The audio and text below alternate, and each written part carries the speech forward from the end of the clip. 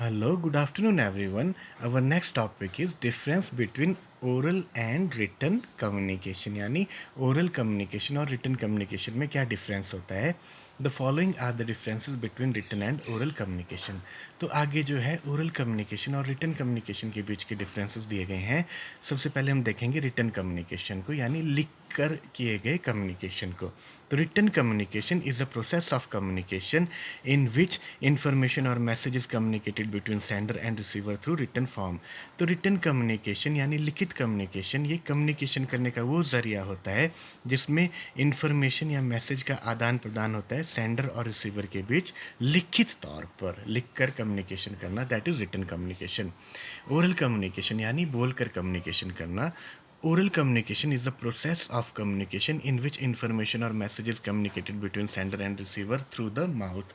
तो oral communication वो ज़रिया होता है कम्युनिकेशन को करने का जिसमें इंफॉर्मेशन या मैसेज जो है वो सेंडर और रिसीवर के बीच उसका आदान प्रदान होता है बोल करके, मुंह से बोल करके.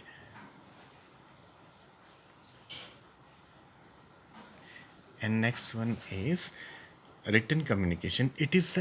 It is always a permanent record. तो जब भी हम लिख कर कम्युनिकेशन करते हैं हमेशा एक परमानेंट रिकॉर्ड होता है.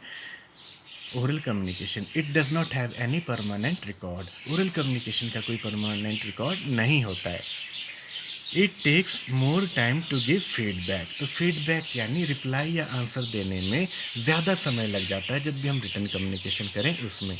It takes less time to give feedback. लेकिन ओरल कम्युनिकेशन में जो है फीडबैक या रिप्लाई देने में हमें समय कम लगता है. It is rigid and inflexible. तो रिटर्न कम्युनिकेशन जो होता है एक अकड़ा हुआ कम्युनिकेशन होता है और इसमें फ्लेक्सिबिलिटी की कमी होती है. और oral communication it is not rigid and it is flexible. तो ये ओरल कम्युनिकेशन ये अकड़ा हुआ कम्युनिकेशन नहीं होता और ये काफ़ी फ्लेक्सिबल होता है. आगे है fifth point. It proves costly because it needs pen and paper etcetera. तो रिटर्न कम्युनिकेशन हमें थोड़ा महंगा पड़ जाता है क्योंकि इसमें हमें पेन पेपर वगैरह की ज़रूरत पड़ती है. It is less costly in face to face oral communication we do not need any paper pen and paper. और oral communication ये ज़्यादा महंगा नहीं पड़ता है क्योंकि जब भी हमने फेस टू फेस किसी के साथ बातचीत करनी हो तो उसमें हमें किसी भी प्रकार के पेन या पेपर की ज़रूरत नहीं पड़ती है. And sixth point is it takes more time to prepare and transmit messages. तो रिटन कम्युनिकेशन में मैसेज को तैयार करना और मैसेज को आगे भेजने में हमें बहुत ज़्यादा समय लग जाता है. It takes less time to prepare and transmit messages. और ओरल कम्युनिकेशन में क्या होता है हमें मैसेज को प्रिपेयर करने में और फिर मैसेज को आगे भेजने में हमें कम समय लगता है. It is reliable. जो रिटन कम्युनिकेशन होता है वो भरोसेमंद होता है. It is not reliable. जो ओरल कम्युनिकेशन होता है वो भरोसेमंद नहीं होता है क्योंकि एक इंसान अपनी बात कहने के बाद मुकर सकता है कि नहीं मैंने तो ऐसा नहीं कहा था. It is legal evidence. तो ये एक कानूनी तौर पे सबूत होता है. रिटन कम्युनिकेशन कानूनी तौर पे एक सबूत होता है. It is not legal evidence. ज़बानी कही गई बात ओरल कम्युनिकेशन जो है किसी किस्म का कोई सबूत नहीं होता है. It has less possibility of distortion. तो रिटन कम्युनिकेशन में मैसेज इधर उधर नहीं भटकता है, बहुत कम भटकता है. It has high possibility of distortion. लेकिन ओरल कम्युनिकेशन में मैसेज जो है इधर उधर भटक जाता है. It is less effective as compare to oral communication. तो ओरल कम्युनिकेशन के मुकाबले में रिटन कम्युनिकेशन जो है ये कम प्रभावशाली होता है.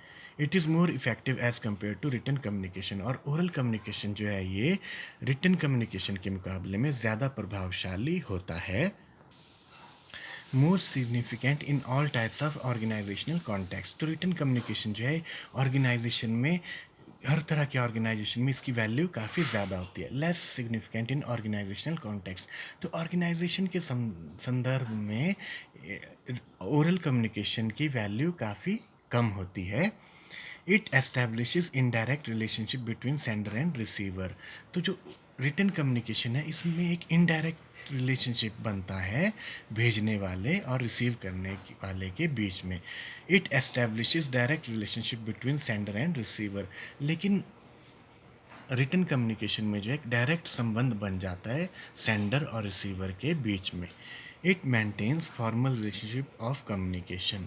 तो इसमें जो है ओरल कम्युनिकेशन में क्या है, एक फॉर्मल रिलेशनशिप बन जाता, एक फॉर्मल रिलेशनशिप ये होता है कम्युनिकेशन को करने का, रिटन कम्युनिकेशन।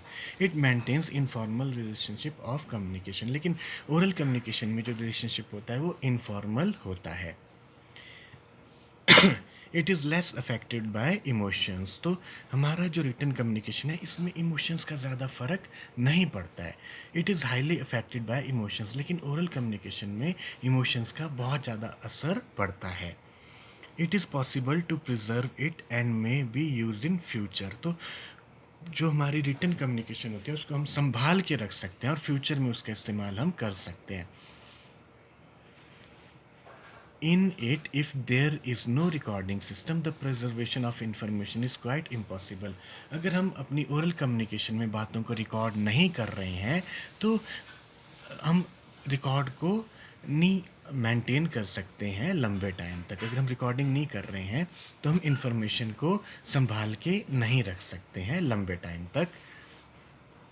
16 पॉइंट है, only literate people can do it. तो रिटन कम्युनिकेशन को सिर्फ पढ़े लिखे लोग ही कर सकते हैं।